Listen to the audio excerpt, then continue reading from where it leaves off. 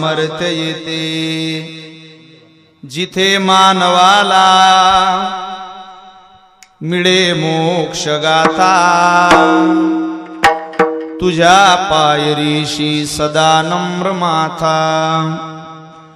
नवे फूल अश्वत्थ वृक्षास आले जिथे गीत ओवीसवे वेद झाले तुझ्या शब्द शब्दात सायुज्यनाथा तुझ्या पायरीशी सदा नम्र माथा तुझ्या मंदिरी आर्त जीवास तृप्ती तुझ्या दर्शने लोक स्वानंद घेती